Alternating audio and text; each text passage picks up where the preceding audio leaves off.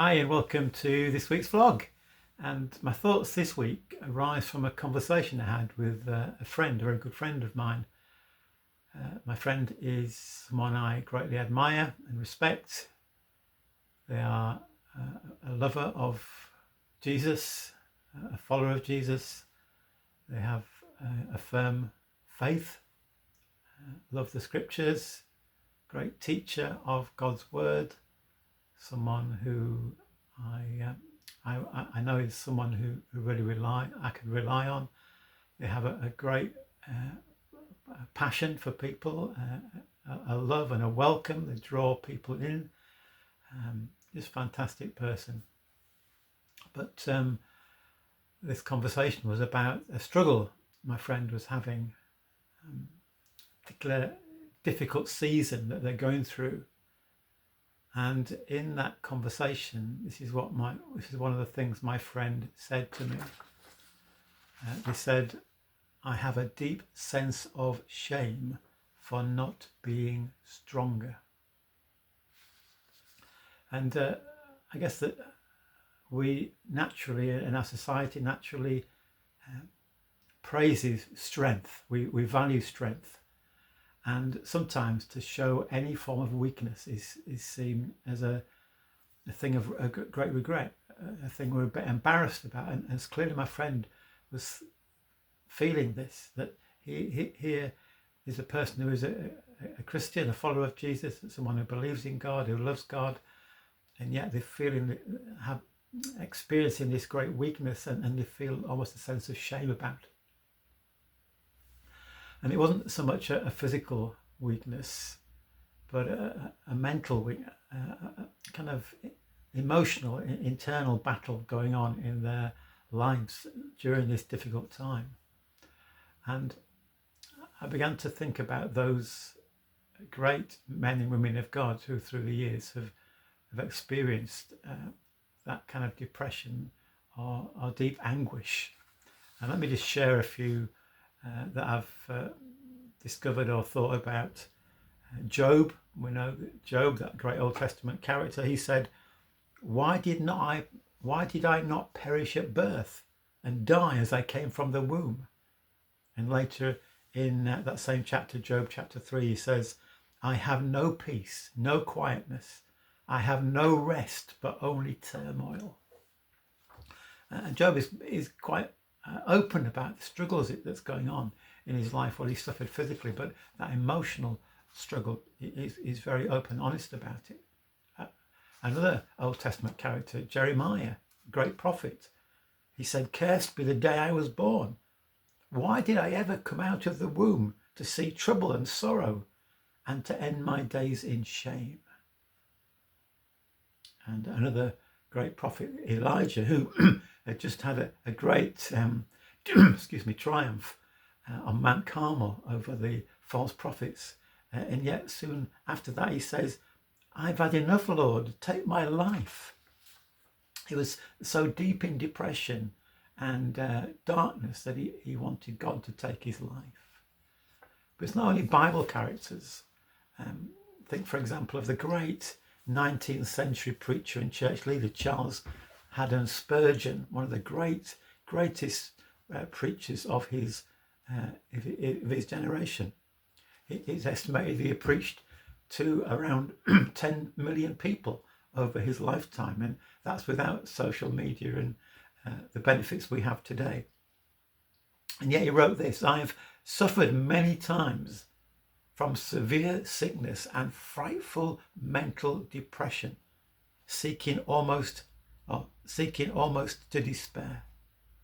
Almost every year I've been laid aside for a season, for flesh and blood cannot bear the strain, at least not my flesh and blood. I believe, however, he says, the affliction was necessary to me and has answered salutary ends. So Spurgeon himself, that great preacher, one of the greatest of his, maybe of all generations, thousands flock to hear him, and yet he's admitting his struggles with physical health, but also deep depression. William Cowper, one of the great poets and hymn writers through the generations. His life was riddled with severe depression. And I came across some others, such as, which we haven't got time to go into, Martin Luther, one of the great figures of the Reformation, Mother Teresa, Martin Luther King Jr. And I wonder if even Jesus was touched by this, because in the Garden of Gethsemane, he knew what was coming. He said to his disciples, "My soul is overwhelmed with sorrow to the point of death." Now, Jesus can be honest about the struggles he was going through, that mental anguish. We shouldn't hide away the struggles we face. We should be open and honest with them. But we come back to the question, is weakness something to be ashamed of as Christians? Well, the passage that comes to mind is from St. Paul, who himself struggled. He has what he calls this thorn in the flesh. We don't know what it was. Was it a physical thing, a mental thing, something he struggled with? And he says, 3 times I have pleaded with the Lord to take it away from me. Sorry, my voice is a bit dodgy this morning. But God said to me, "My grace is sufficient for you, for my power is made perfect in weakness." Therefore, says Paul, I will boast all the more gladly about my weaknesses, so that Christ's power may rest on me. This is why, for Christ's sake, I delight in my weaknesses, in insults, in hardships, in persecutions, in difficulties. For when I am weak, says Paul, then I am strong. And that's such an encouragement, isn't it? Encouraging that in the Bible we find people who are used mightily by God, yet suffering at times with great depression and mental anguish. Jesus himself admitting to his situation. Great Christians through the years who have struggled with depression, with anguish of the soul, and yet God used them mightily. And they're willing to speak out and to share, not embarrassed about doing so. And, when we struggle with mental anguish, with depression, with anxiety, don't be ashamed about it. It's not the best thing. It's not the best thing we could have. It's really tough. I know it myself. But God can use even those times. And I sent to my friend a little card based on the story by Charlie Mackesy about the lion, the horse,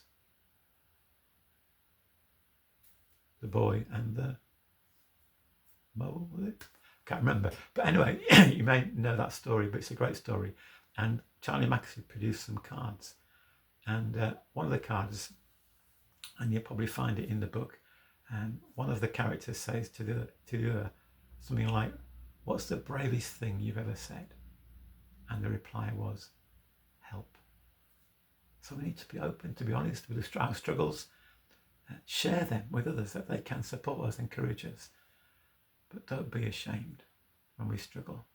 We're not ashamed when we struggle physically, we break a leg or have flu. Why should we be ashamed when we have a mental struggle, depression? Let's just be open and honest.